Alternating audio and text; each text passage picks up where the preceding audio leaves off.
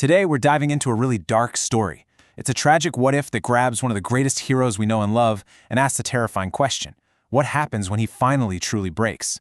And listen, this isn't about a hero just having a bad day. This is about the complete and total fall of Spider-Man. Okay, let's just jump right in with this one line, because it tells you everything has gone horribly wrong. When Peter Parker says this, it's not him venting after a tough fight. Oh no. It's a mission statement. The one thing that has always defined him, his restraint, his sense of responsibility, he now sees it as a weakness he's tired of carrying. So, picture this. It's a classic New York rooftop scene, but the mood is all wrong.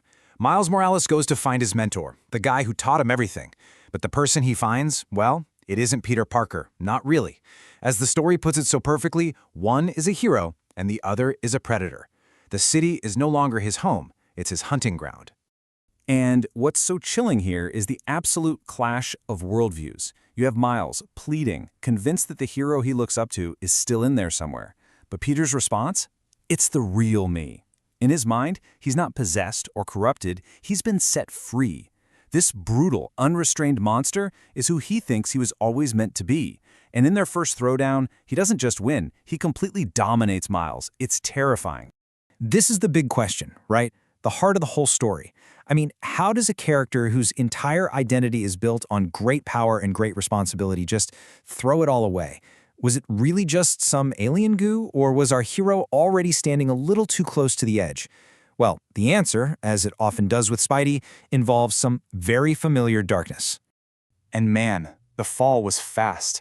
A few weeks ago, the symbiote comes back, but this time it doesn't ask. It forces itself onto a Peter Parker who was already worn out, already wondering if his old way of doing things was actually working.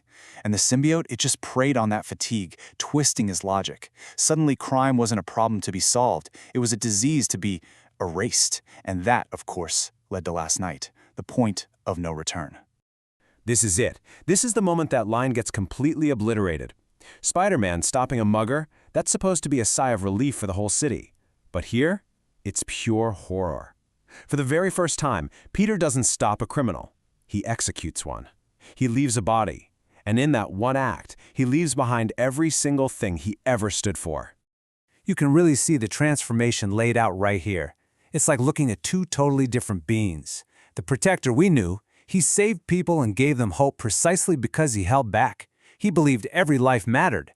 But this new version, the Predator, he doesn't see people. He sees problems. Problems to be erased. No half measures, no second chances, just brutal, lethal finality.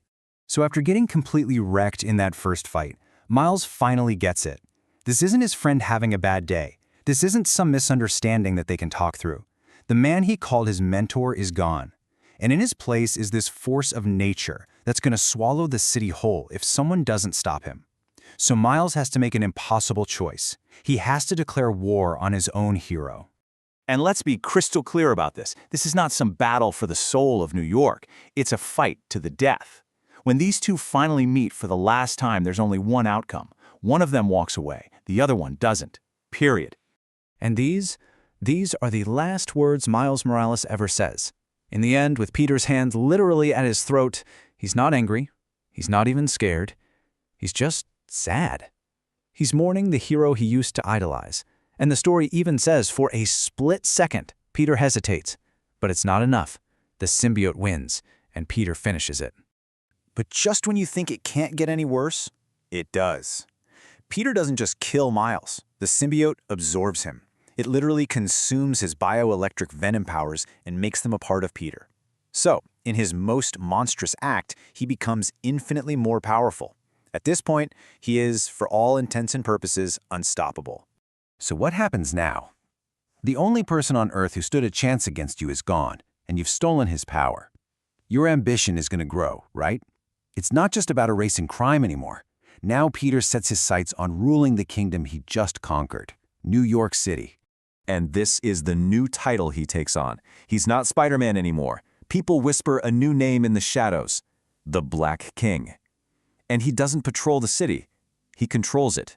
The webs that used to let him swing from building to building now stretch across the entire city like a massive network of surveillance.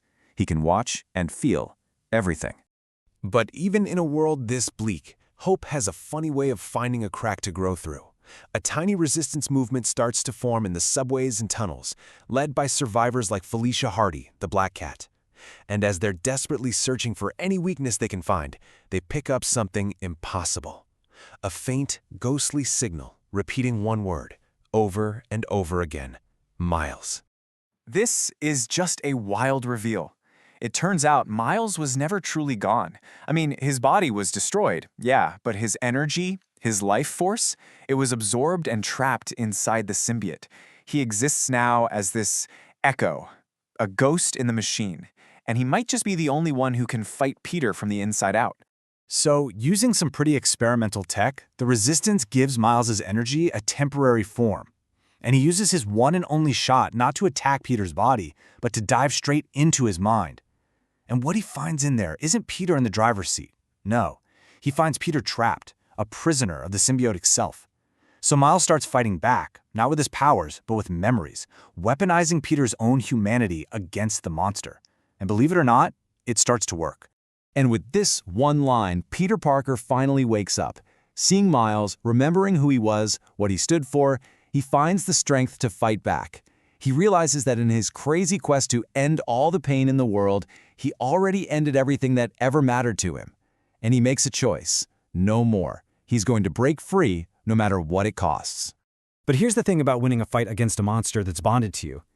Peter's personal victory creates a global catastrophe. By ripping the symbiote off of himself, he basically unleashes it on the world. And it's not just a suit anymore. It's this massive, godlike creature of pure darkness, and now it's totally free to just consume everything. So suddenly, they have to do this terrible, horrifying math. The problem? You have an immortal, all-powerful entity that you can't kill. The only solution is to contain it somehow. But what kind of vessel can hold something like that? It can't be flesh and blood. It would have to be something made of pure energy. It has to be Miles. And in this moment of just ultimate heroism, Miles accepts it. This is his destiny. He sees it as his one chance to return the favor, to save the man who, deep down, saved him first by showing him what it meant to be a hero. It's a completely selfless, absolutely heartbreaking sacrifice. The end is just swift and absolute. Miles' energy form crashes into the symbiote, and in this giant flash of light and darkness, they both just vanish from existence. The threat is gone, and on a now silent rooftop, Peter Parker is left with nothing. No suit, no powers, no friend. Just a man, standing alone, about to be crushed by the weight of everything he's done. And that's where the story leads us. Peter Parker is redeemed. His soul was pulled back from the brink by the very kid he destroyed. But now he's completely and utterly alone, with nothing but the memories of his sins. Which leaves all of us with one last haunting question to think about. What is redemption even worth if it cost you absolutely everything?